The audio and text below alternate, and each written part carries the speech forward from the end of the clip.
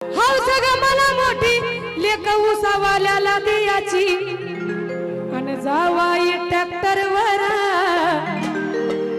मैना मोळ्या गवा